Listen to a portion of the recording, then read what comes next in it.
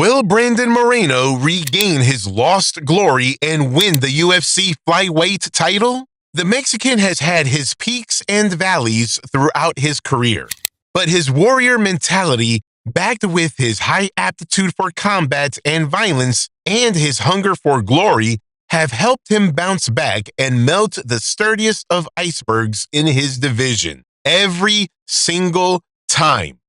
So, before he enters the cage against Brandon Royval to take another stab at UFC gold, let's recap the Assassin Baby's story of joy and heartache to find out whether he'll reach the highest of highs again or not. Brandon Moreno came into the world in Tijuana, Mexico in 1993, born to a hard-working family running a piñata business. Since he was a plump child, his mother decided to get him active and teach him self-defense, enrolling him in the Entrem gym at the age of 12. As years passed, Moreno's love for martial arts grew to the point of no return, and he decided to take up MMA professionally, even though he initially wanted to become a boxer like the many great Mexican warriors from the past. At the young age of 18, Moreno entered the violent and unforgiving world of MMA, but his beginning was less than perfect. In his first 6 bouts, Moreno faced 3 setbacks.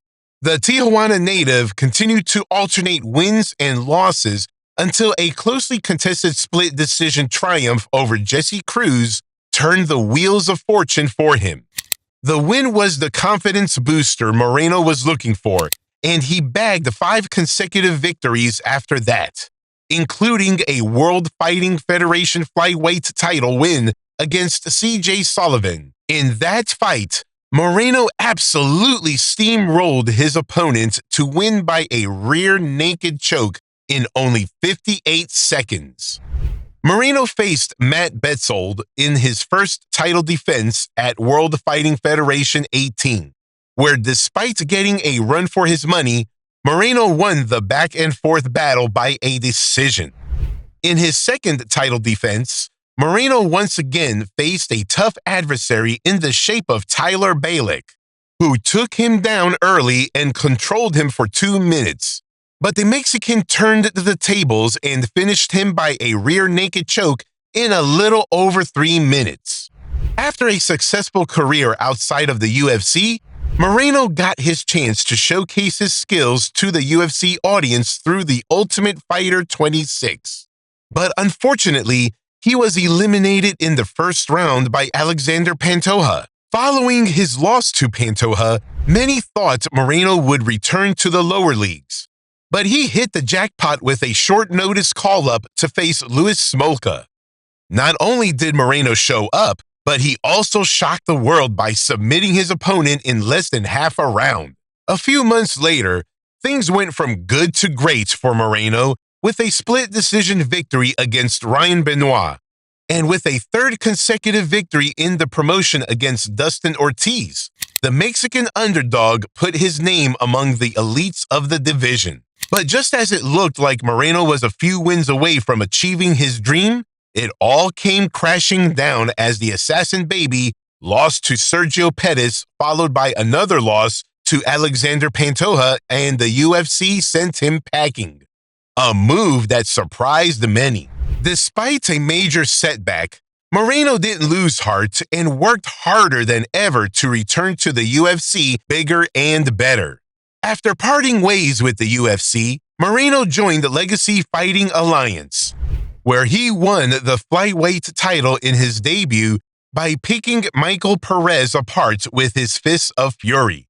And a few months later, he was back in the UFC. In his promotional comeback, Moreno faced Askar Askarov in a thrilling contest. The Dagestani dominated with wrestling early on, but Moreno bounced back with striking and the fight ended in a draw.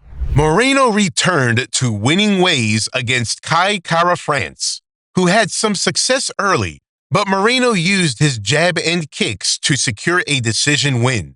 The Mexican star's winning ways continued against Hussier Formiga and then in a title eliminator against Brandon Royval, who the Assassin Baby defeated with a submission to earn a shot at Davison Figueiredo's title.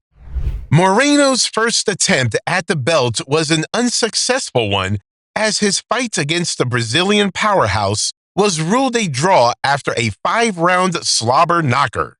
In the second fight between the two, Moreno absolutely steamrolled the Brazilian and beat him on the feet before submitting him to make his dream of becoming a world champion come true.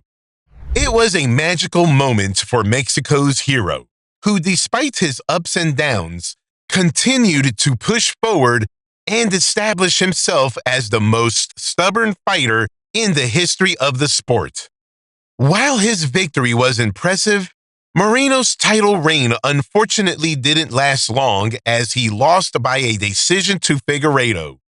Needless to say, he bounced back again by stopping Kai Kara-France to win the interim title, and in his fourth fight against his arch-rival, he became a 2-time flyweight title holder with a blistering performance that earned him a TKO by doctor's stoppage. After another joyful high came a heartbreaking low, as Moreno faced an old foe in the shape of Alexander Pantoja, who beat him a third time to win the belt. The next time Moreno steps inside the cage, he will be taking on his namesake Brandon Royval in a key clash in the flyweight division. The two fighters have battled once before, with Moreno winning that one. Who will take the rematch? The fight will take place in Moreno's home country of Mexico, which means he will pull out all the stops to win and celebrate with his people. But can he win the fight and ultimately the flyweight title for the third time? The Mexican is still only 30 years old, but with the fights that he has had in the past few years, one would think he's at least 40. Moreno is experienced beyond his years, and his willingness to walk the extra mile to get the job done sets him apart from his peers. He had a tough start to his career, but he bounced back in a big way. He was fired by the UFC, but he returned and won the belt not once, but twice. And if there is one man who can do it a third time and return to the highest of highs, it's the Tijuana native, a wrestling phenom who is constantly improving his striking and overall skill set. The scary part is, he possibly hasn't even hit his prime yet. Love him or hate him, Brandon Moreno is here to stay for the next 3 to 4 years, whether someone likes it or not. He's a legend who is eyeing the GOAT status, and he won't stop until he turns his dream into a living reality. Will Brandon Moreno get his hands on the UFC flyweight title once again? Share your thoughts, predictions, and opinions in the comment section below. Don't forget to give us a thumbs up, subscribe to our channel, and ring that notification bell to stay in the loop on all things combat sports. Stay tuned, fight fans.